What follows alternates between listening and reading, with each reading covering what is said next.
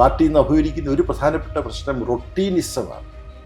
അഭിരുചികൾ മാറി, സമൂഹം മാറി, സമൂഹത്തിലെ ചിന്താഗതികൾ മാറി, ജനങ്ങളുടെ താല്പര്യങ്ങൾ മാറി. ആണധികാര പ്രമത്തതയുടെ ലോകത്താണ് നമ്മൾ ജീവിക്കുന്നത്. അതിനെതിരായി സമരം ചെയ്യാൻ CPIM പ്രതിജ്ഞാബദ്ധമാണ്. പാർട്ടി പരിപാടിയിലതുണ്ട്, നമ്മുടെ കാഴ്ചപ്പാടിലതുണ്ട്. യഥാർത്ഥത്തിൽ മുതലാളി വർഗത്തിന് വേണ്ടി കൂടിയാണ് തൊഴിലാളികൾ പോരാടുന്നത്. എന്തുകൊണ്ട്?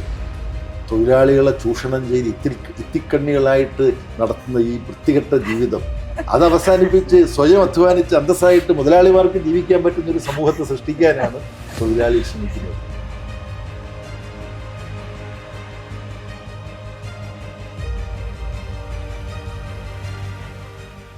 CPIM ജനറൽ സെക്രട്ടറി സഖാവ് MA ബേബിയാണ് ഇന്ന് നമ്മോടൊപ്പം ഉള്ളത്.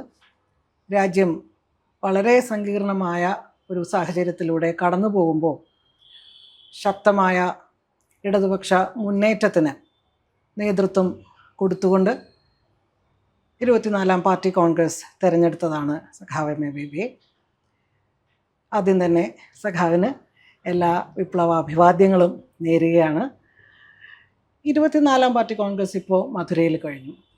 23ാം പാർട്ടി കോൺഗ്രസിൽ നിന്നും നമ്മൾ എത്ര ദൂരം CPIM 24ാം പാർട്ടി കോൺഗ്രസിലേക്ക് എത്തുമ്പോൾ എത്ര ദൂരം നമ്മൾ കടന്നുപോയി എന്നാണ്, അല്ലെങ്കിൽ അതിൻ്റെ ഉള്ളടക്കത്തിൽ എന്ത് തരത്തിലുള്ളൊരു മാറ്റമാണ് ഉണ്ടായിരിക്കുന്നത്?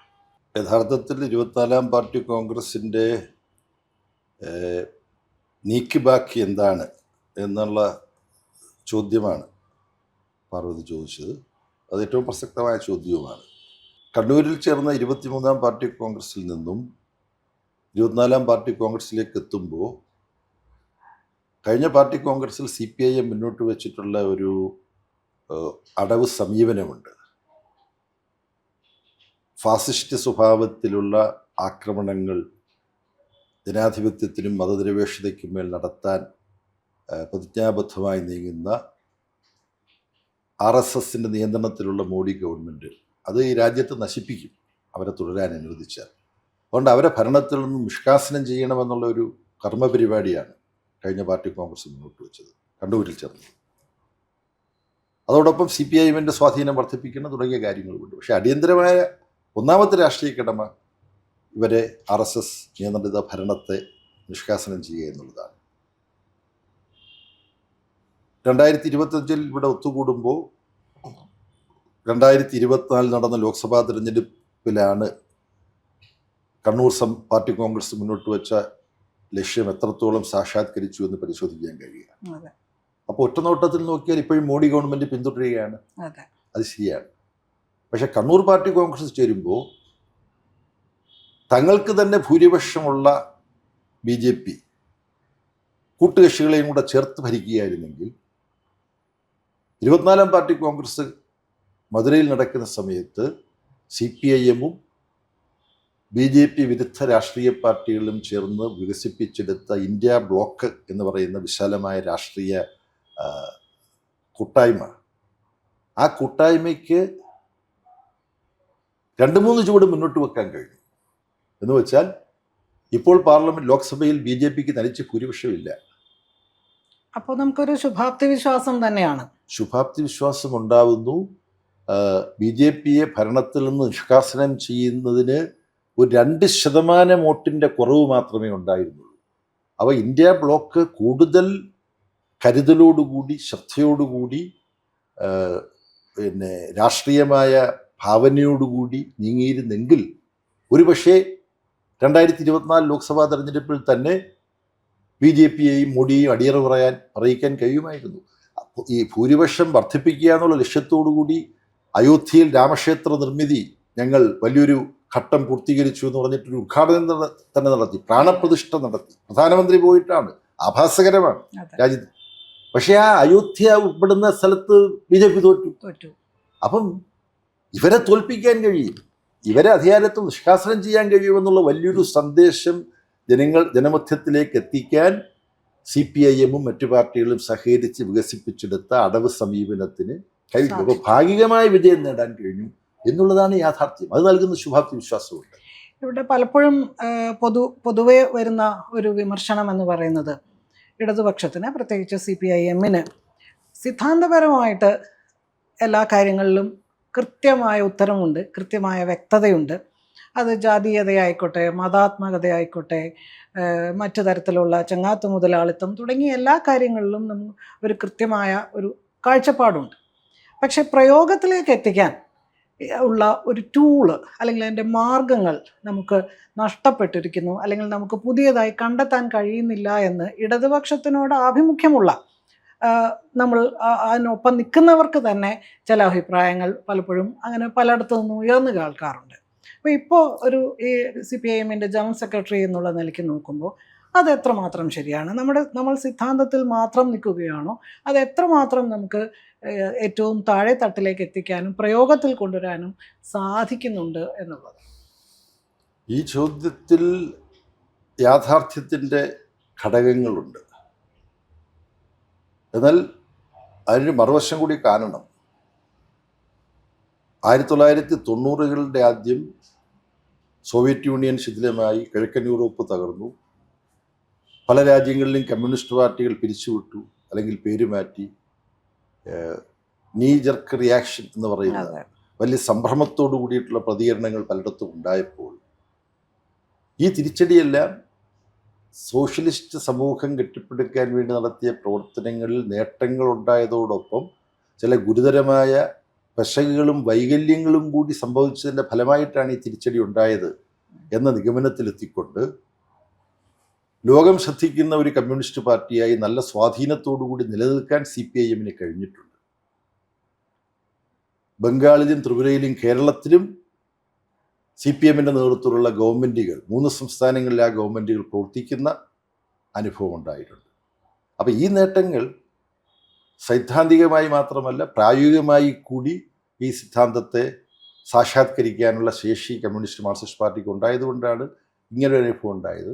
60 സീറ്റുകൾക്കടുത്ത സീറ്റ് CPM-നും ഇടതുപക്ഷത്തിനും കൂടി നേടിയെടുക്കാൻ ഈ നൂറ്റാണ്ടിൽ നടന്ന 2004 നടന്ന തിരഞ്ഞെടുപ്പിൽ കഴിഞ്ഞു. പക്ഷേ പാർവതി പറഞ്ഞതുപോലെ മറ്റൊരു യാഥാർത്ഥ്യമുണ്ട്. അവിടുന്ന് താഴേക്ക് പോയി, ഡിക്ലൈൻ ഉണ്ടായി, ഇടിച്ചിലുണ്ടായി എന്നുള്ളത് ഇപ്പോൾ യാഥാർത്ഥ്യമാണ്. ആ ഇടിച്ചിലുണ്ടാകാനുള്ള കാരണം ഈ കൈവരിച്ച മുന്നേറ്റത്തെ കാത്തു സൂക്ഷിച്ചുകൊണ്ട് ഈ മുന്നേറ്റം കൈവരിക്കാൻ സഹായിച്ച ഘടകങ്ങൾ എന്താണെന്ന് കൃത്യമായിട്ട് തിരിച്ചറിഞ്ഞുകൊണ്ട് പാർട്ടിയെ കൂടുതൽ പ്രദേശങ്ങളിലേക്ക് വ്യാപിപ്പിക്കാൻ കഴിഞ്ഞില്ല. ആ കഴിയാതിരുന്നതിൻ്റെ ഉത്തരവാദിത്വത്തിൻ്റെ വലിയൊരു പങ്ക് പാർട്ടിയുടെ വിവിധ തലങ്ങളിലെ അഖിലേന്ത്യാ നേതൃത്വവും സംസ്ഥാന നേതൃത്വവും തന്നെ പങ്കുവച്ചെടുക്കേണ്ടതാണ്. പക്ഷെ ഇവിടെ ഇപ്പോൾ നമ്മളിരിക്കുന്നത് കുറ്റത്തിൻ്റെ ഉത്തരവാദിത്വം പങ്കുവെക്കാനല്ലല്ലോ. പക്ഷെ ഇപ്പം നമുക്ക് ഒരു പിന്നോട്ടടി ഉണ്ടായി എന്നുള്ളൊരു യാഥാർത്ഥ്യമാണ്. ആ പിന്നോട്ടടി ഉണ്ടായപ്പോൾ പോലും കേരളത്തിൽ ഒരു മുന്നേറ്റമുണ്ടായി. ചരിത്രത്തിൽ ആദ്യമായിട്ടൊരു തുടർഭരണം കേരളത്തിൽ നേടിയെടുക്കാൻ കഴിഞ്ഞു. അപ്പം ഒരു ഭാഗത്ത് ഈ പോരായ്മകൾ ഉണ്ടായിരിക്കുമ്പോൾ തന്നെ വലിയ ആവേശം പകരുന്ന തുടർഭരണം നേടാൻ കഴിഞ്ഞു.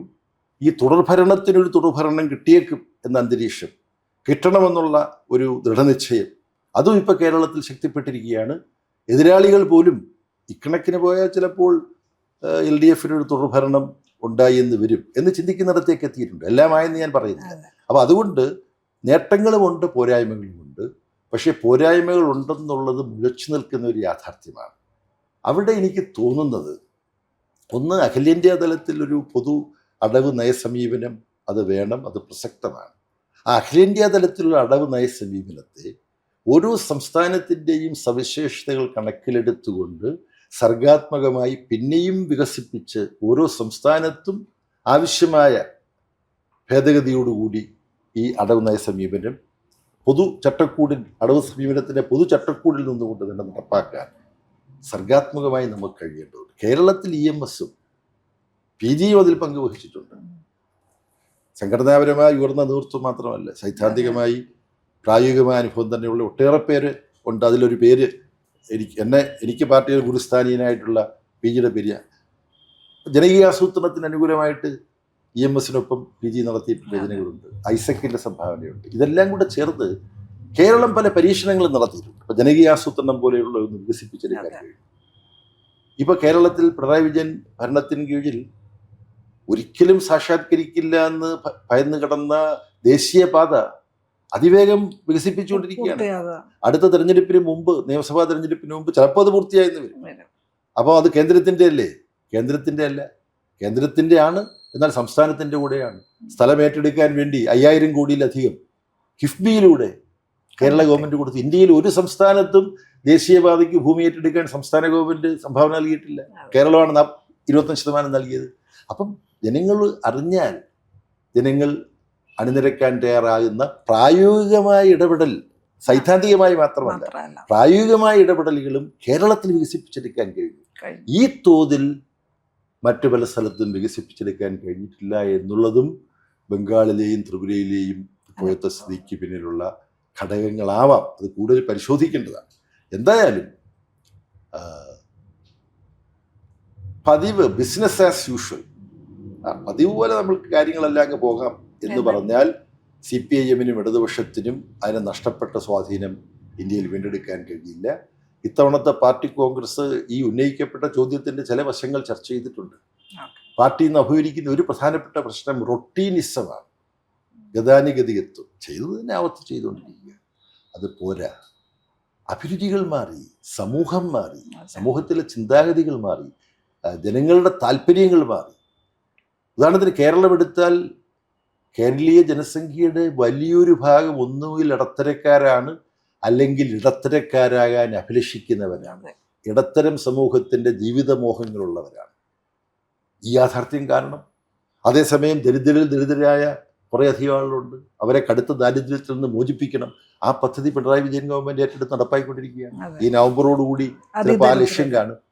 അപ്പം ഇതുപോലെയുള്ള പ്രായോഗിക പ്രവർത്തനങ്ങൾ, സിദ്ധാന്തത്തെയും പ്രയോഗത്തെയും കൂട്ടിയിണക്കുന്ന പ്രവർത്തനങ്ങൾ, ഓരോ സംസ്ഥാനത്തിൻ്റെയും വളർച്ചയുടെ പ്രശ്നങ്ങൾ, പാർട്ടിയുടെ ഇന്നത്തെ അവസ്ഥ, ഇതെല്ലാം നോക്കിക്കൊണ്ട് ഇവിടെ ഇപ്പോൾ എന്താണ് ചെയ്യാൻ പറ്റിയത്, ഇവിടെ ഇപ്പോൾ എന്താണ് ചെയ്യേണ്ടത്.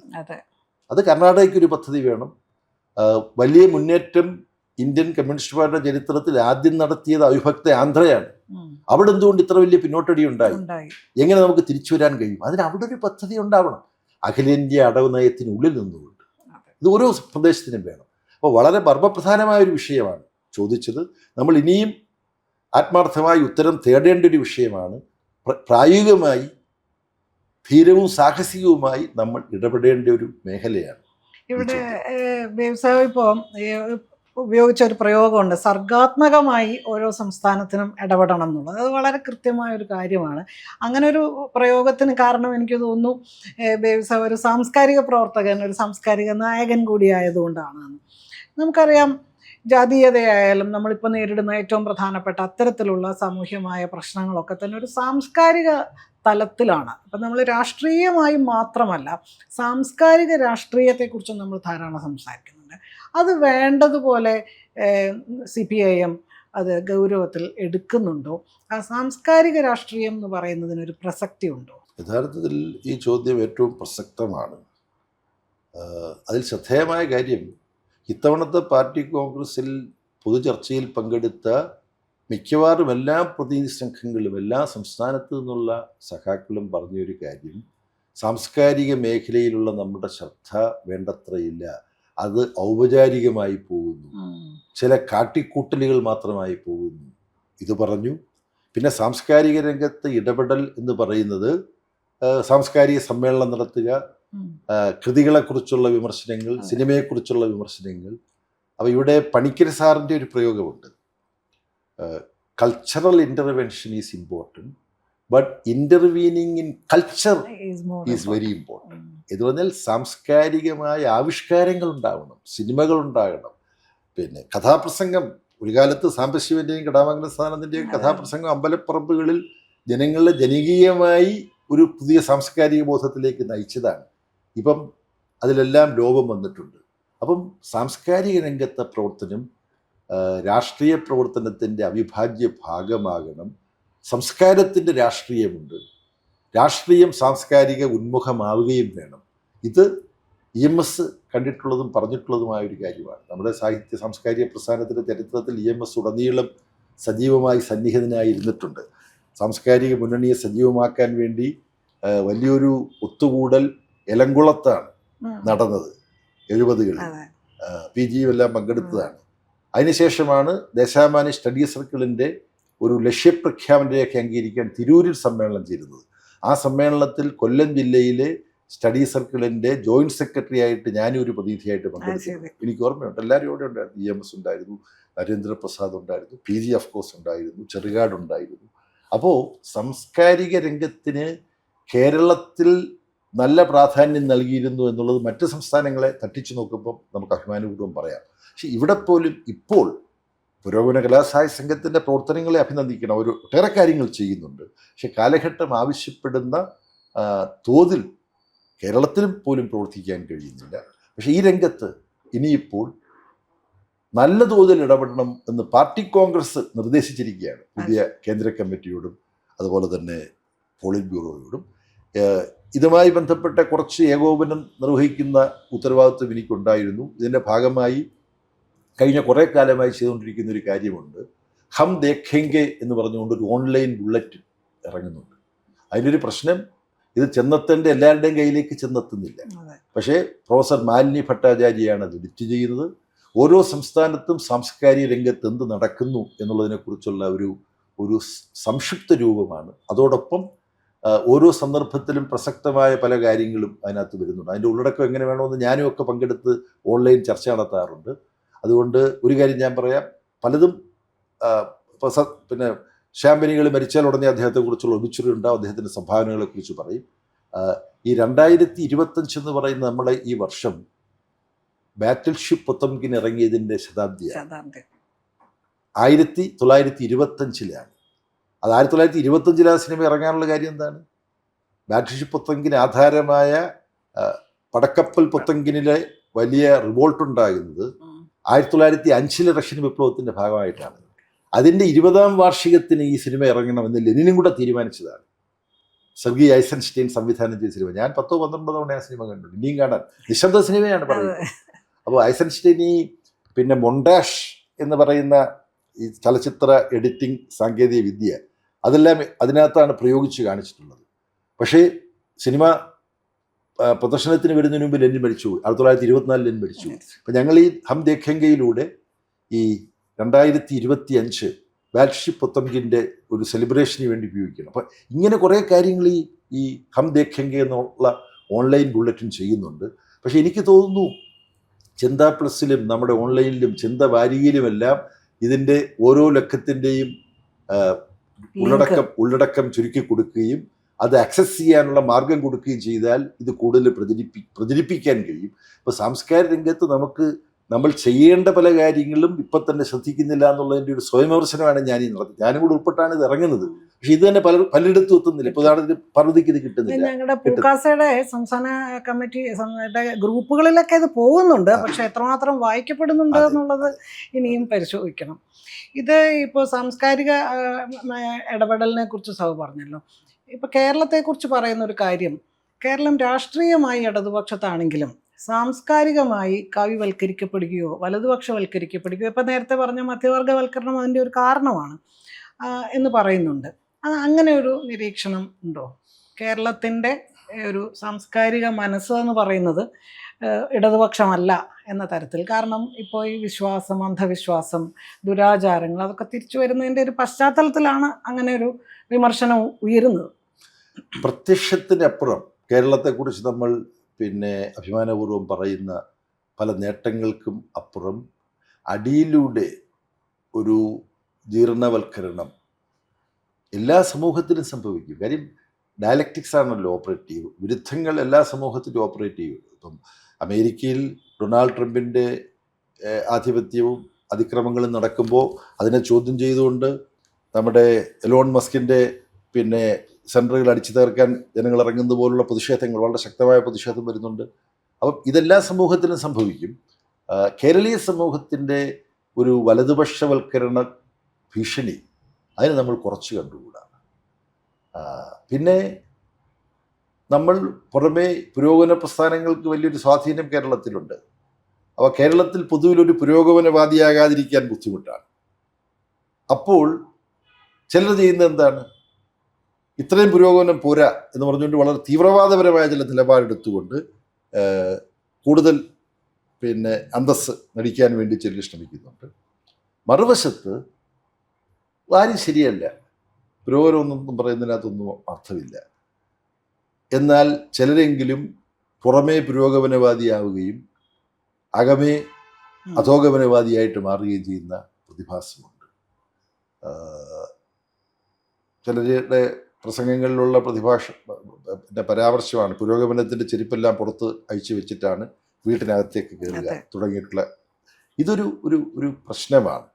അതുകൊണ്ട് സാംസ്കാരിക മുന്നണിയുടെ പ്രവർത്തനം ഈ വെല്ലുവിളി കൂടി, ഈ യാഥാർത്ഥ്യം കൂടി തിരിച്ചറിഞ്ഞുകൊണ്ട് കൂടുതൽ സൂക്ഷ്മതലത്തിൽ പ്രവർത്തിക്കേണ്ടതുണ്ട് എന്നുള്ളതിനകത്ത് സംശയമില്ല.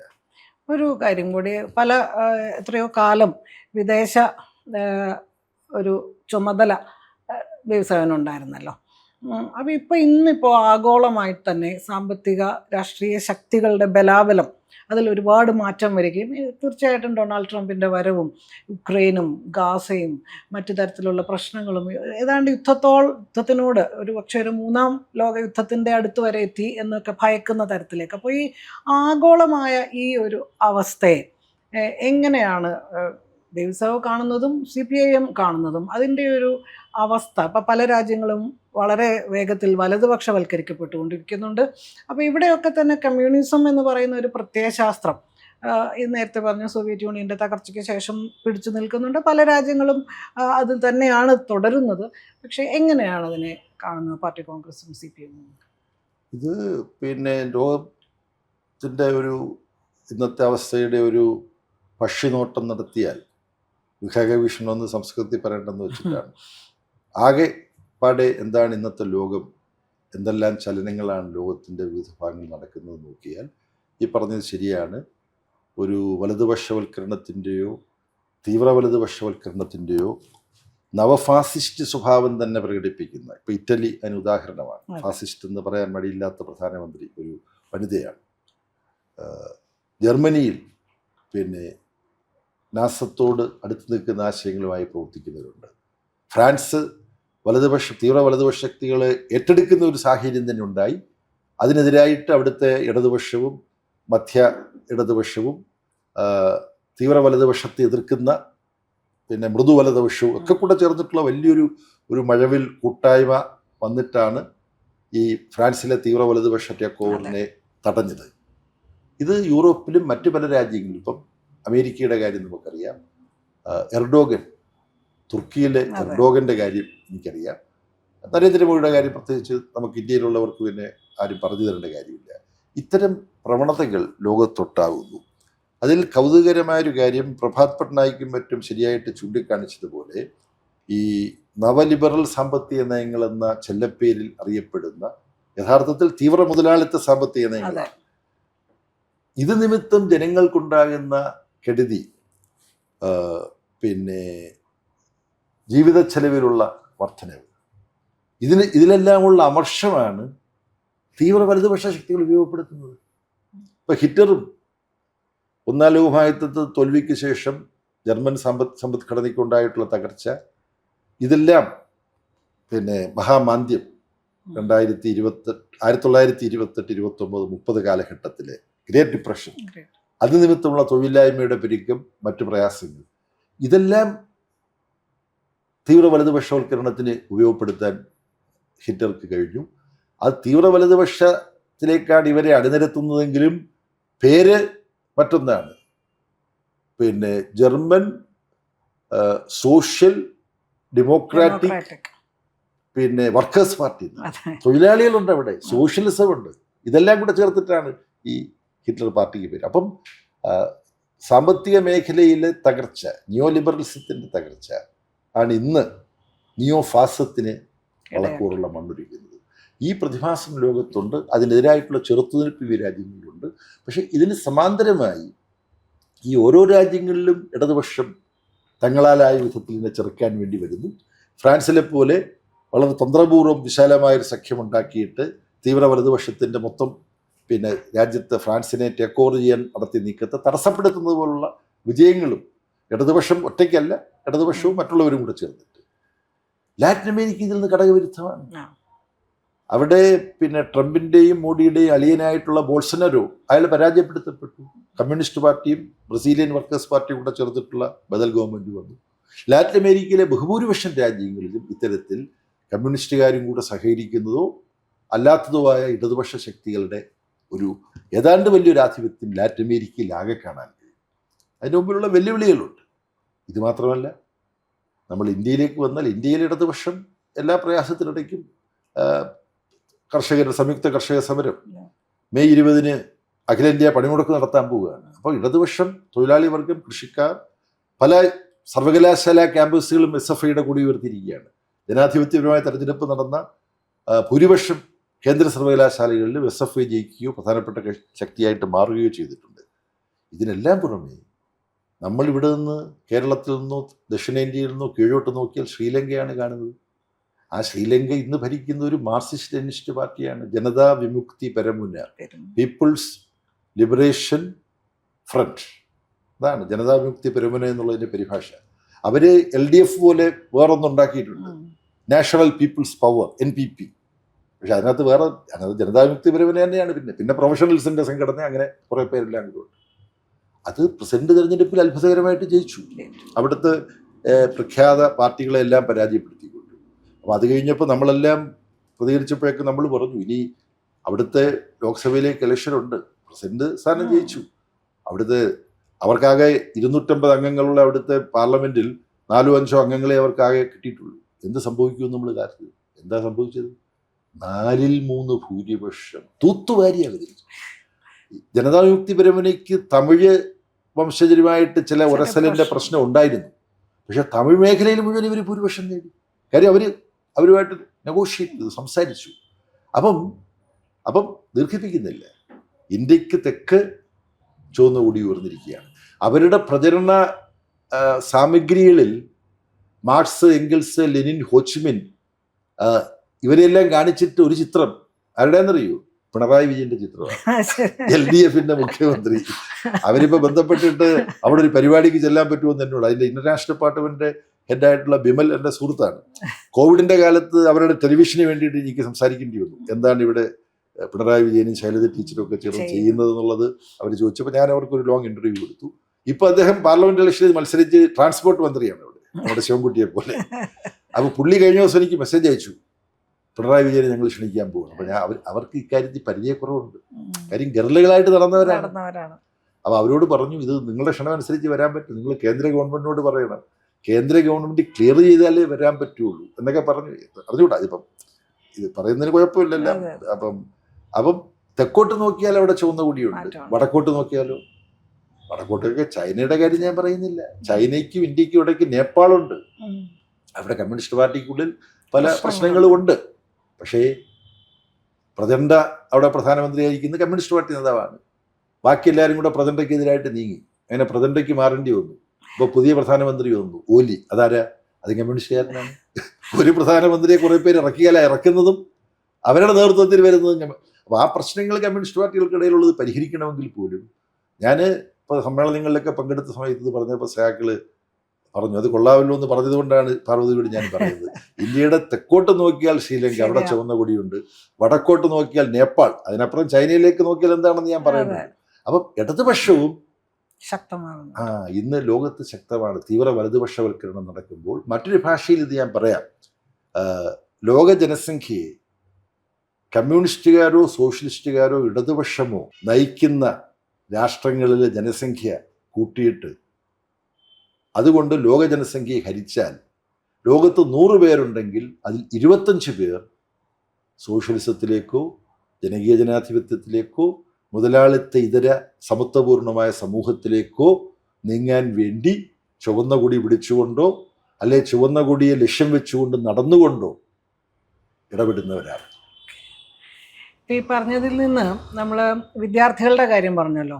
ഇപ്പോൾ ഈ പറയുന്ന മാറ്റം ഈ ഇടതുപക്ഷത്തിന് എവിടെയൊക്കെയാണോ ശക്തിയുള്ളത് അവിടെയൊക്കെ തന്നെ ഒരുപക്ഷെ തൊഴിലാളികളെക്കാൾ കൂടുതൽ വിദ്യാർത്ഥികളാണ്. ഇപ്പം ഇന്ത്യയിൽ ഉൾപ്പെടെ എല്ലാ സർവകലാശാലകളും സഖാവ് ഉൾപ്പെടെ വിദ്യാർത്ഥി പ്രസ്ഥാനത്തിലൂടെ വളർന്നു വന്ന ഒരു വ്യക്തിയും കൂടിയാണ്. വളരെ സ്കൂൾ കാലം മുതൽ, എനിക്ക് തോന്നുന്നു സ്കൂളിൽ മുതൽ വിദ്യാർത്ഥി പ്രസ്ഥാനത്തിലൂടെ ജനറൽ സെക്രട്ടറി ആയ ആദ്യത്തെ ആൾ കൂടിയാണെന്ന് തോന്നുന്നു. പ്രാക്കുളം സ്കൂളിൽ തുടങ്ങി ഇപ്പോൾ അഖിലേന്ത്യാ തലത്തിൽ വരെ വിദ്യാർത്ഥി പ്രസ്ഥാനത്തിൻ്റെയും യുവജന പ്രസ്ഥാനത്തിൻ്റെയും എത്തി. അങ്ങനെ നോക്കുമ്പോൾ ഈ വിദ്യാർത്ഥികളുടെ ഒരു ആ ഒരു അനുഭവം എങ്ങനെയാണ് SFIയിലൂടെ വന്നതിൻ്റെ ഒരു അനുഭവം, അത് ഇങ്ങനെയാണ് വ്യക്തിത്വത്തെ മോൾഡ് ചെയ്തത്? SFIയിലൂടെ വന്ന അനുഭവം സമരോത്സുകതയുടേതായ ഒരു അനുഭവമാണ്. അതിൽ അന്ന് നമ്മൾ ജീവിക്കുന്നതിനിടയിൽ നമ്മുടെ ചിന്തയെ സ്വാധീനിക്കുന്ന തരത്തിൽ വീശിയടിച്ച കാറ്റുകളുടെ സ്വാധീനം നമ്മളെ അറിയാതെ സ്വാധീനിച്ചിട്ടുണ്ട്. അതിൽ കൗതുകരമായൊരു കാര്യം, SLC ജയിച്ചു കഴിഞ്ഞപ്പം കൊല്ലത്തെ 2 കോളേജുകളാണ് ഉള്ളത്. അപ്പോൾ ഞാൻ പറഞ്ഞു, ഞാൻ SM കോളേജിലാണ് പഠിക്കുന്നത്, ഏറ്റവും മൂത്ത ജ്യേഷ്ഠൻ അവിടെ പഠിച്ചതാണെന്നുള്ളതിന് പുറമേ SF-ൻ്റെ സമരകേന്ദ്രമാണ് കൊല്ലം ശ്രീനാരായണ കോളേജ്. അതായിരുന്നു KSF-ൻ്റെ പ്രവർത്തകനായിരുന്നു എനിക്ക് ആകർഷണീയത. അത് പറഞ്ഞു, അന്നൊക്കെ അഡ്മിഷൻ കിട്ടുക പൂർണ്ണമായിട്ടും മെറിറ്റിൻ്റെ അടിസ്ഥാനത്തിൽ, മെറിറ്റും കൂടെ നോക്കും, എന്നാലും മാനേജ്മെൻ്റ് ആണല്ലോ. ഗവൺമെൻറ് കോളേജൊന്നും കൊല്ലം ജില്ലയില്ല. നീ മര്യാദയ്ക്ക് 2 കോളേജിലും അപേക്ഷ കൊടുക്കും, SM കോളേജിലും കൊടുക്കും, ഫാത്തിമ കോളേജിലും കൊടുക്കും. ആദ്യം എവിടെ നിന്നാണോ അഡ്മിഷൻ കാർഡ് വരുന്നത്, ഒന്ന് അഡ്മിഷൻ കാർഡ് വരും, അവിടെ പോയി മര്യാദയ്ക്ക് ചേർന്നു എന്ന് പറഞ്ഞു. വീട്ടിൽ നിന്ന് ചേട്ടൻ അമ്മയും ഉണ്ട്. ഞാൻ 2 കോളേജിലേയും കൊടുത്തു. അപ്പോൾ ഇതാ വരുന്നു ഫാത്തിമ കോളേജിൽ നിന്ന് കാർഡ്. ഞാൻ ആകെ സങ്കടപ്പെട്ടു. ഞാൻ പറഞ്ഞു 2 ദിവസം കൂടെ നോക്കാം, SM കോളേജിൽ നിന്ന് വരുമായിരുന്നു. 2 ദിവസത്തിനുള്ളിൽ SM കോളേജിൽ നിന്ന് വന്നു. അപ്പം കാരണം PGയുടെ സുഹൃത്ത് ONV സാർ പഠിച്ച കോളേജ്, പുതുശ്ശേരി രാമേന്ദ്രൻ, വിളിയം ഭാർഗവൻ, V സാംബശിവൻ, അങ്ങനെ ഒരു നിര നേതാക്കന്മാർ. പിന്നെ ഇപ്പം KG ശങ്കരപ്പിള്ളി അവിടെ പഠിച്ചിട്ടുണ്ട്. മറ്റു പല പേരുകളും ഞാൻ ഇങ്ങനെ കേൾക്കുന്നുണ്ട്, എല്ലാം അറിഞ്ഞു. അന്ന് ഇതാണ് ഓമാധവൻ്റെയൊക്കെ മുടി പിഴുതെടുത്തിട്ടുണ്ട് വിദ്യാർത്ഥിസമരത്തിൽ. അപ്പം അതുകൊണ്ട് SM കോളേജിൽ പഠിക്കണം. അപ്പം അങ്ങനെ KSF-ൻ്റെയും SFIയുടെയും പ്രവർത്തനം എന്ന് പറഞ്ഞാൽ പോരാട്ടത്തിൻ്റെ ഒരു പാതയാണ്. അനീതിക്കെതിരായിട്ട് സമരം ചെയ്യുക. അന്നൊക്കെ നമ്മൾ പ്രസംഗിക്കുന്നത് നിങ്ങൾക്ക് പഠിക്കാൻ പറ്റുന്നു, പക്ഷെ നിങ്ങളെപ്പോലെ പഠിക്കേണ്ട പ്രായപരിധിപ്പെട്ട കുഞ്ഞുങ്ങൾ, പാവപ്പെട്ടവൻ്റെ വീട്ടിലെ കുഞ്ഞുങ്ങൾക്ക് പഠിക്കാൻ പറ്റുന്നില്ല. അതുകൊണ്ട് വിദ്യാഭ്യാസം പൂർണ്ണമായിട്ട് സൗജന്യമാക്കണം. ലാബോറട്ടറി സൗകര്യമില്ല. പാർവതിയും പ്രസംഗിച്ചിട്ടുണ്ടോയെന്ന് എനിക്ക് അറിഞ്ഞൂടാ. ഇത് പേന എടുത്തിട്ട് suppose this is A test tube എന്ന് പറഞ്ഞിട്ടാണ്, ടെസ്റ്റ് ട്യൂബ് ഒന്നുമില്ല, അതുകൊണ്ട് ലാബോറട്ടറി വേണം. അപ്പം ഇങ്ങനെ വിദ്യാഭ്യാസപരമായ പ്രശ്നങ്ങൾ അവതരിപ്പിച്ചുകൊണ്ടാണ് വിദ്യാസംഘടനാ പ്രവർത്തനം. അപ്പം സമൂഹത്തെക്കുറിച്ച് ചിന്തിക്കാൻ SFI പരിപാടി, അന്നത്തെ പരിപാടിയിൽ ബസോബിനെയാണ് അത് ഡ്രാഫ്റ്റ് ചെയ്തത്, പിന്നീടാണ് ഞാനത് അറിയുന്നത്. അപ്പോൾ അതിൽ സമൂഹത്തിൻ്റെ പ്രതിഫലനമാണ് ക്യാമ്പസുകൾ. പഠിക്കാൻ വരുന്നവർ തൊഴിലാളികളുടെയും കർഷകരുടെയും ഇടത്തരക്കാരുടെയും ഒക്കെ മക്കളാണ്. അതിസമ്പന്നന്മാരുടെ വീട്ടിൽ നിന്നുള്ളവരൊന്നും ഇവിടെ വരില്ല, അവർ വേറെ ഡൂൺ സ്കൂളിലേക്കൊക്കെ പോവുള്ളൂ. അപ്പോൾ ഈ പരിപാടിയിലെ ആശയങ്ങൾ ഇതെല്ലാം ഒരു കമ്മ്യൂണിസ്റ്റുകാരനായിട്ടുള്ള മാറ്റത്തിന് പ്രേരകമായി വർദ്ധിച്ചിട്ടുണ്ട്. അപ്പോൾ വിദ്യാർത്ഥി ജീവിതകാലവും അന്നത്തെ വിദ്യാർത്ഥി സംഘടനാ പ്രവർത്തനവും ഞാൻ എന്തെങ്കിലും തരത്തിൽ ഉത്തരവാദിത്തങ്ങൾ ഏറ്റെടുക്കാൻ എന്നെ അർഹനാക്കിയിട്ടുണ്ടോ എന്നെനിക്ക് സംശയമുണ്ട്. പക്ഷേ അർഹനായെന്ന് മറ്റു സഹാക്കൾ പറയുമ്പോൾ ഞാനത് അംഗീകരിക്കുന്നു. അതിൻ്റെ പിന്നിൽ ഈ വിദ്യാർത്ഥി സംഘടനാ ജീവിതവും അന്നത്തെ സമരങ്ങളും ഒരു പ്രധാനപ്പെട്ട ഘടകമാണ്. പൊതുവെ വ്യവസായൻ്റെ ഒരു വ്യക്തിത്വത്തെക്കുറിച്ച് പറയുമ്പോൾ ഒരു സഹൃദയൻ എന്നുള്ളതാണ്. നമ്മുടെ മറ്റ് ജനറൽ സെക്രട്ടറിമാരെ അപേക്ഷിച്ച് അങ്ങനെ ഒരു മുഖം ഉണ്ട്. സ്പോർട്സ്, സംഗീതം, പാചകം, ഭക്ഷണം, ഇതെല്ലാം ആസ്വദിക്കുന്ന ഒരാൾ കൂടിയാണ്. നന്നായി മീൻകറി ഉണ്ടാക്കുകയും ചെയ്യുന്ന ഒരാളാണെന്നാണ് കേട്ടിട്ടുള്ളത്. അപ്പോൾ ഇത്തരത്തിൽ ഉള്ളൊരു ജീവിതം ഇതിൻ്റെ കൂട്ടത്തിൽ ഒരു കമ്മ്യൂണിസ്റ്റുകാരൻ എന്ന് പറയുമ്പോൾ പൊതുവേ ജനങ്ങൾക്കുള്ള അല്ലെങ്കിൽ പൊതുസമൂഹത്തിനുള്ളൊരു കാഴ്ചപ്പാടുണ്ട്. അതിനപ്പുറത്ത് ഒരു വിപ്ലവകാരി എന്ന് പറയുമ്പോൾ ഒരു വിപ്ലവകാരി എങ്ങനെയാണ് നല്ലൊരു കാമുകനായിരിക്കുക, നല്ലൊരു സംഗീതജ്ഞനായിരിക്കുക, നല്ലൊരു സ്പോർട്സ് ആസ്വദിക്കുക, ഈ രീതിയിൽ ഒരു സമൂഹത്തിൻ്റെ അല്ലെങ്കിൽ നമ്മുടെ ജീവിതത്തിൻ്റെ എല്ലാ നല്ല വശങ്ങളും ആസ്വദിക്കുന്ന ഒരാൾ കൂടി ആയി തീരുക എന്ന് പറയുന്നത്, അത്തരം ഒരു വ്യക്തിത്വവും കൂടി എങ്ങനെയാണ് രൂപപ്പെട്ടു വന്നത്? അതൊരു ബോധപൂർവമായി രൂപപ്പെടുത്തിയെടുത്തതാണോ അതോ അതിൻ്റെ ഭാഗമായി ഉണ്ടായി വന്നതാണോ? ഇത് ടെറി ഈഗിൾട്ടൻ്റെ വളരെ പ്രശസ്തമായിട്ടുള്ള പുസ്തകമുണ്ട്, മാർക്സ് എന്തുകൊണ്ട് ശരിയായിരുന്നു എന്ന് പറഞ്ഞിട്ടുള്ള പുസ്തകം മലയാളത്തിൽ ഇറങ്ങിയിട്ടുണ്ട്. അതിൽ അദ്ദേഹത്തിൻ്റെ വളരെ വശ്യമായ ഒരു നിരീക്ഷണം, ഈ കമ്മ്യൂണിസ്റ്റ് പാർട്ടി ഒന്നും പ്രവർത്തിക്കാത്തൊരു കാലം വരണമെന്നാണ് കമ്മ്യൂണിസ്റ്റുകാർ ആഗ്രഹിക്കുന്നത്. കാരണം ചൂഷണം നിലനിൽക്കുന്നിടത്തോളം കാലമേ കമ്മ്യൂണിസ്റ്റ് പാർട്ടി വേണ്ടൂ. അപ്പോൾ ചൂഷണമില്ലാത്തൊരു സമൂഹം ഉണ്ടായിക്കഴിഞ്ഞാൽ കമ്മ്യൂണിസ്റ്റ് പാർട്ടി വേണ്ട. അപ്പോൾ അതിൻ്റെ ഗുണമെന്താ? അപ്പോൾ ഇപ്പം കമ്മിറ്റിയും സമരവും ഇൻ്റർവ്യൂവും ലേഖനവും പ്രകടനവും ജയിൽവാസവും ഒക്കെ ആയിട്ട് നടക്കുന്ന കമ്മ്യൂണിസ്റ്റുകാർക്കും സമത്വപൂർണമായൊരു സമൂഹം വന്നു കഴിയുമ്പോൾ കമ്മ്യൂണിസ്റ്റ് പാർട്ടിയുടെ ആവശ്യമില്ല. അപ്പോൾ ഇപ്പോഴത്തെ കമ്മ്യൂണിസ്റ്റ് പാർട്ടി മെമ്പർമാർക്കും പിന്നെ കായൽക്കരയിലോ നദീതീരത്തോ പോയിരുന്ന് പ്രകൃതി സൗന്ദര്യം ആസ്വദിക്കാൻ കഴിയും, പിന്നെ സംഗീതം കേൾക്കാൻ കഴിയും, ചൂണ്ടയിടാൻ താല്പര്യവർക്ക് ചൂണ്ടയിട്ട് മീൻ പിടിച്ച് അതിൻ്റെ ഒരു പിന്നെ ഉദ്വേഗം മീൻ കിട്ടുമോ ഇല്ലയോ എന്നുള്ളത്. അങ്ങനെ അദ്ദേഹം വിവിധ മേഖലയിലുള്ള കാര്യങ്ങൾ, നല്ല ചിത്രങ്ങൾ ആസ്വദിക്കാൻ കഴിയും, നല്ല സിനിമ കാണാൻ പറ്റും, നല്ല നാടകം കാണാൻ കഴിയും. അപ്പോൾ ഈ കമ്മ്യൂണിസം എന്ന് പറയുന്ന സിദ്ധാന്തത്തിൻ്റെയും പ്രയോഗത്തിൻ്റെയും ഏറ്റവും പ്രധാനപ്പെട്ട ഒരു കാര്യം അത് ജീവിതോന്മുഖമാണ്. സമൂഹത്തിൽ വലിയൊരു വിഭാഗത്തിന് ജീവിതം നിഷേധിക്കുകയും സമ്പത്തിൻ്റെ ഉൽപ്പാദകരിൽ നിന്നും സമ്പത്ത് മുഴുവൻ സാമൂഹ്യമായി ഉൽപ്പാദിപ്പിക്കപ്പെടുന്ന സമ്പത്ത് വ്യക്തിപരമായി ചൂഷണം ചെയ്ത് കുത്തുകളുടെ കയ്യിലേക്ക് പോകുന്നു. മാർക്സ് വലിയൊരു ദാർശനികനായിരുന്നു. മാർക്സ് ഒരു ഭാഗത്ത് പറയുന്നുണ്ട്, യഥാർത്ഥത്തിൽ മുതലാളി വർഗത്തിന് വേണ്ടി കൂടിയാണ് തൊഴിലാളികൾ പോരാടുന്നത്. എന്തുകൊണ്ട്? തൊഴിലാളികളെ ചൂഷണം ചെയ്ത് ഇത്തിക്കണ്ണികളായിട്ട് നടത്തുന്ന ഈ വൃത്തികെട്ട ജീവിതം അത് അവസാനിപ്പിച്ച് സ്വയം അധ്വാനിച്ച് അന്തസ്സായിട്ട് മുതലാളിമാർക്ക് ജീവിക്കാൻ പറ്റുന്ന ഒരു സമൂഹത്തെ സൃഷ്ടിക്കാനാണ് തൊഴിലാളി ശ്രമിക്കുന്നത്. മാർക്സ് എന്ന് പറഞ്ഞാൽ ഇൻകമ്പയറബിൾ. അങ്ങനെയുള്ള മാർക്സ് ജീവിതത്തിൻ്റെ വൈവിധ്യം അറിയണം, വൈവിധ്യം ആസ്വദിക്കണം. അതാണ് മാർക്സ് സ്വന്തം ജീവിതത്തിലൂടെ കാണിച്ചത്. ഷേക്സ്പിയർ അദ്ദേഹത്തിന് ഹൃദയസ്ഥമാണ്. ഹോമർ, മാർക്സ് മൂലധനം എഴുതിക്കൊണ്ടിരിക്കുമ്പോഴാണ് ചാൾസ് ഡിക്കൻസ് അതേ നഗരത്തിൽ ലണ്ടനിൽ ഒരു മുറിയിൽ വേറൊരു മുറിയിൽ ഇരുന്നുകൊണ്ട് ഈ മഹത്തായ നോവലുകളെല്ലാം എഴുതിക്കൊണ്ടിരുന്നത്. മാർക്സ് എനിക്ക് അത്ഭുതമാണ്. ഇത്രയും റിസർച്ചും ഇതുപോലെ പുസ്തകങ്ങൾ, എമണ്ടൻ പുസ്തകങ്ങളെല്ലാം എഴുതാനുള്ള തിരക്കിനിടയ്ക്ക് പുള്ളിക്കാരൻ എങ്ങനെയാണ് ഈ ചാൾസ് ഡിക്കൻസിൻ്റെ നോവലുകൾ വായിച്ചതെന്നുള്ളത് എനിക്ക് വായിച്ചു. എന്നിട്ട് മാർക്സ് പറയുകയാണ്, ഈ സമൂഹത്തിൽ എന്തൊക്കെയാണ് സംഭവിക്കുന്നത് എന്നത് മനസ്സിലാക്കാൻ സാമൂഹ്യശാസ്ത്ര പുസ്തകങ്ങൾ വായിച്ചാൽ കിട്ടുന്നതിനേക്കാളും അറിവ് ചാൾസ് ഡിക്കൻസിൻ്റെ നോവലുകൾ വായിച്ചാൽ കിട്ടും എന്ന് മാർക്സ് ഒരിടത്ത് പറയുന്നുണ്ട്. അപ്പോൾ മാർക്സിൻ്റെ ജീവിതത്തിൽ ശാസ്ത്രീയ സംഗീതത്തോടുള്ള, പാശ്ചാത്യ ശാസ്ത്രീയ സംഗീതത്തോടുള്ള അദ്ദേഹത്തിൻ്റെ അഭിനിവേശം, പിന്നെ ശാസ്ത്രത്തോടുള്ള അഭിനിവേശം, വ്യത്യസ്ത വിഷയമേഖലകളിലുള്ള അദ്ദേഹത്തിൻ്റെ താല്പര്യം, അതിനോടൊക്കെ താരതമ്യപ്പെടുത്താവുന്നത് നമ്മുടെ അടുത്തുള്ളത് പി ജി തന്നെയാണ് കേട്ടോ. ഞാൻ ഓർക്കുകയാണ്, പി ജി എനിക്ക് എന്തോ പിന്നെ എങ്ങനെ പി ജിക്ക് അങ്ങനെ സംഗീതത്തെക്കുറിച്ചുള്ള ഇത്ര നല്ല പുസ്തകം എനിക്ക് സംഭാവന, എൻസൈക്ലോപീഡിയയാണ് മ്യൂസിക്. അപ്പോഴാണ് പി ജി എന്നെ വലിയൊരു കാര്യം പഠിപ്പിച്ചത്. നമ്മൾ ഒപ്പിട്ട് വെച്ചിട്ടുള്ള നമ്മുടെ ഏതെങ്കിലും ഒരു പുസ്തകം ആർക്കെങ്കിലും കൊടുക്കുകയാണെങ്കിൽ നമ്മൾ വെറുതെ എടുത്ത് ഇത് കൊണ്ടുപോയിക്കോ എന്ന് പറഞ്ഞുകൂടാ. ആ പുസ്തകത്തിൽ നിങ്ങൾ സ്വന്തം കൈപ്പടയിൽ എഴുതണം, present to so and so. എന്തുകൊണ്ടാണ്?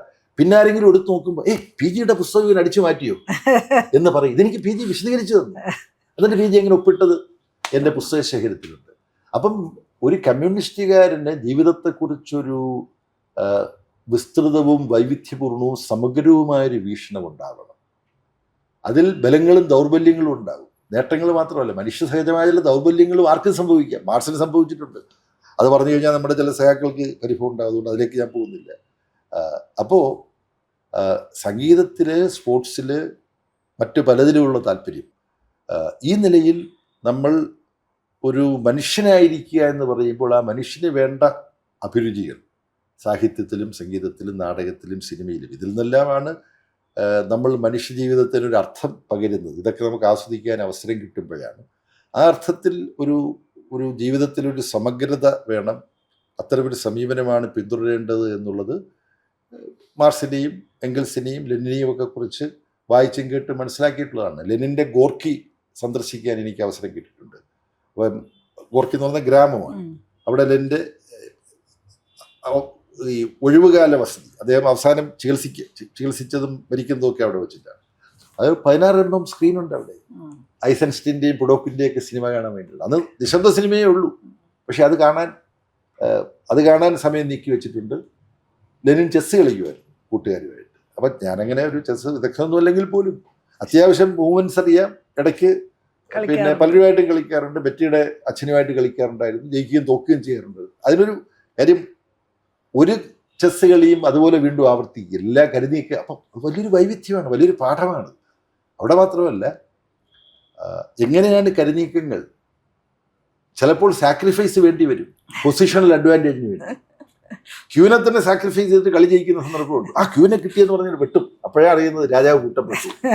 അപ്പം എല്ലാത്തിൽ നിന്നും പഠിക്കാനുണ്ട്.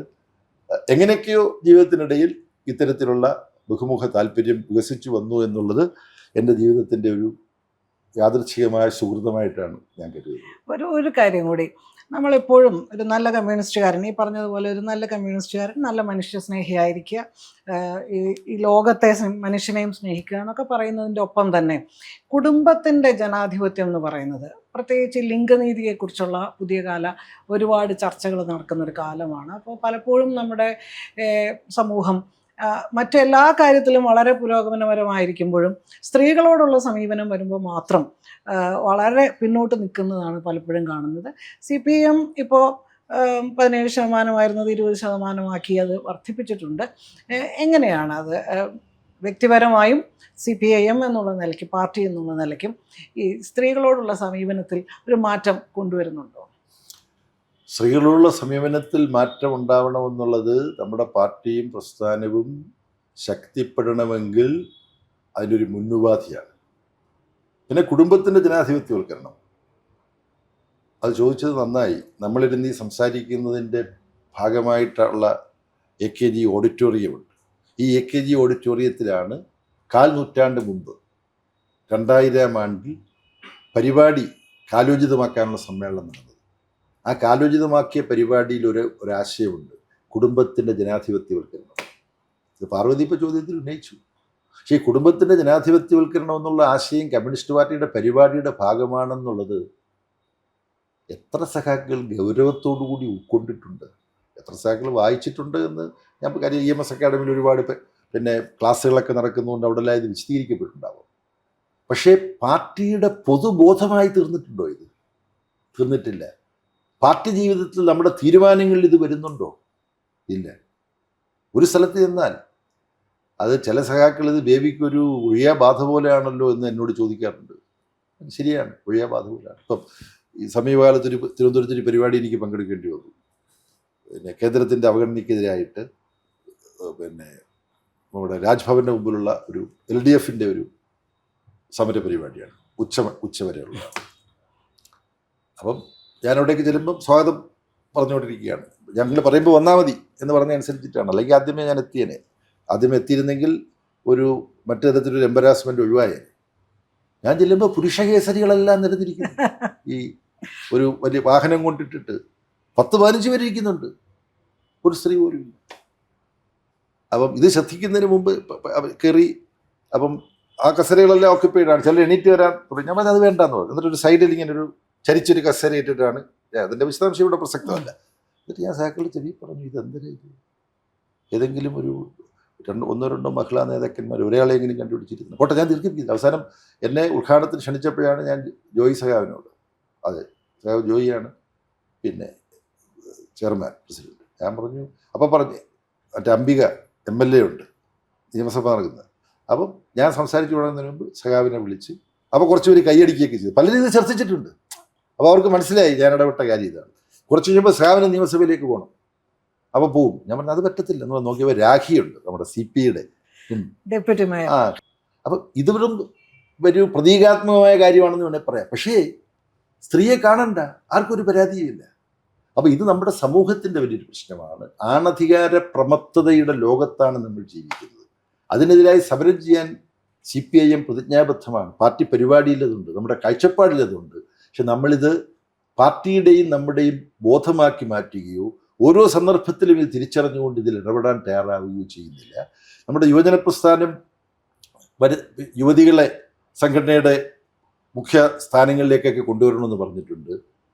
എന്തുകൊണ്ട് സംഘടനയുടെ അംഗങ്ങളിൽ ഏതാണ്ട് 50% യുവതികളാണ്, DYFIയുടെ SFIയുടെ. എന്തുകൊണ്ട് 2 പ്രധാനപ്പെട്ട സ്ഥാനങ്ങളിൽ ഒന്ന് SFIയിൽ ഒരു പെൺകുട്ടിയായിരിക്കണം എപ്പോഴും, DYFIയിൽ എപ്പോഴും ജില്ലാ പ്രസിഡന്റ്, സംസ്ഥാന പ്രസിഡന്റ്, അഖിലേന്ത്യാ പ്രസിഡന്റ് അല്ലെങ്കിൽ സെക്രട്ടറി. ബംഗാളികളെ ഞാൻ സല്യൂട്ട് ചെയ്യുകയാണ്. മീനാക്ഷി മുഖർജി ഇത്തവണ പ്രൊസീഡിയത്തിൽ ഉൾപ്പെടുത്തി പാർട്ടി കോൺഗ്രസിൽ കേന്ദ്ര കമ്മിറ്റിയിലെടുത്തു. കേന്ദ്ര കമ്മിറ്റിയിൽ ഏറ്റവും ചെറുപ്പമുള്ള ഞാൻ അഭിനന്ദിച്ചു. അപ്പോൾ ബെറ്റി പറഞ്ഞു എനിക്ക് മീനാക്ഷിയെ കാണണമെന്ന് പറഞ്ഞു. അപ്പോൾ ഞാൻ മീനാക്ഷിയോട് പോയിട്ട് പറഞ്ഞു, എൻ്റെ ഭാര്യ നിങ്ങളുടെ ഫാനാണ്, ഞങ്ങൾ കാണുമെന്നപ്പോൾ ഞാനും കൂടെ വന്ന ഫോട്ടോ ഞങ്ങൾ ഒരുമിച്ച് പരിപാടി പങ്കെടുത്തിട്ടുണ്ട്. ബംഗാൾ നല്ല തരത്തിൽ ഇപ്പോൾ ഇക്കാര്യത്തിൽ ഇടപെടുന്നുണ്ട്. നമ്മുടെ സമൂഹത്തിൽ ഗൗരവമായി ചർച്ച ചെയ്യേണ്ട ഒരു വിഷയമാണ്. BTR പറഞ്ഞൊരു കാര്യം പറഞ്ഞിട്ട് ഈ ചോദ്യത്തിൽ ഞാൻ കിട്ടുന്ന അവസരത്തിലല്ല ഇത് പറയുന്നുണ്ട്. ഒരു കമ്മ്യൂണിസ്റ്റിനെ ഒന്ന് ചൊറിഞ്ഞാൽ കമ്മ്യൂണിസ്റ്റിന്റെ തൊലിയുടെ താഴെ ഒരു മെയിൽ ഷോവനിസ്റ്റിനെ കാണാൻ പറ്റും എന്നാണ് BTR പറഞ്ഞത്. BTRന്റെ പിന്നെ സഹോദരിയാണല്ലോ അഹല്യ, ബന്ധുവാണല്ലോ. അവരെല്ലാം മഹാരാഷ്ട്ര സംസ്ഥാന സെക്രട്ടറിയായി പ്രവർത്തിച്ചിട്ടുണ്ട്. അഹല്യാർ എങ്ങനെയൊക്കെ പലർക്കും അത് അറിഞ്ഞുകൂടാ. ഇപ്പം കേരളത്തിലൊരു പ്രധാനപ്പെട്ട പത്രം കഴിഞ്ഞ ദിവസം ബംഗാളിലൊരു ജില്ലാ സെക്രട്ടറി ആയിട്ട് മകളെ തിരഞ്ഞെടുത്തപ്പോൾ ഇന്ത്യയിൽ ആദ്യമായി CPIM ഒരു വനിതാ സെക്രട്ടറി. കർണാടകയിൽ 3 വനിതാ ജില്ലാ സെക്രട്ടറിമാരുണ്ട്. ആന്ധ്രയിലെ രമാദേവി പിന്നെ നേരത്തെ ജില്ലാ സെക്രട്ടറി ആയിരുന്നു. ഇപ്പൊ കേന്ദ്ര കമ്മിറ്റിയിലേക്ക്. അപ്പം അങ്ങനെയുള്ള ഇതൊരു വലിയ വിഷയമാണ് സ്ത്രീ തുല്യത. അക്കാര്യത്തിൽ ഇന്നുള്ള നമ്മളിലെല്ലാം കട്ടപിടിച്ച് കിടക്കുന്ന ഈ ആണധികാര ബോധത്തെ കഴുകിക്കളഞ്ഞാൽ പോരാ, വെട്ടിമുറിച്ച് കളയും. വേര് പിടിച്ച് കിടക്കുകയാണ്. അത് വെട്ടിമുറിച്ച് കിടക്കാതെ ഇന്ത്യയിലെ കമ്മ്യൂണിസ്റ്റ് പ്രസ്ഥാനത്തിന് മുന്നോട്ട് പോകാൻ കഴിയില്ല. തീർച്ചയായിട്ടും എല്ലാ വശങ്ങളും വളരെ കൂടുതൽ സമയം എടുത്തിട്ടുണ്ട്. ഈ വളരെ തിരക്ക് പിടിച്ച ഷെഡ്യൂളാണ് ഇപ്പോൾ ഇത് തിരഞ്ഞെടുക്കപ്പെട്ടതിന് ശേഷം എന്നറിയാം. എന്നാലും വളരെ വിശദമായി തന്നെ എല്ലാ വശങ്ങളും സംസാരിച്ചു. വളരെ വളരെ സന്തോഷം, വളരെ നന്ദി. തീർച്ചയായിട്ടും ബേബി സഖാവ് നമ്മുടെ ഇന്ന് ഇന്ത്യ നേരിടുന്ന വളരെ ശക്തമായ പ്രശ്നങ്ങൾ, രൂക്ഷമായ പ്രശ്നങ്ങൾക്ക് പരിഹാരം കണ്ടുപിടിക്കുവാനും മുന്നണികൾക്ക് നേതൃത്വം കൊടുക്കുവാനും വർഗസമരം തീക്ഷ്ണമാക്കുവാനും കെൽപ്പുള്ള ഒരു നേതാവാണ്. അദ്ദേഹത്തിന് എല്ലാ അഭിവാദ്യങ്ങളും അർപ്പിക്കുന്നു. നേതാവായേക്കും എന്ന് പറയുന്നതാണ് നല്ലത്. ശരി, ഓക്കെ, താങ്ക് യു.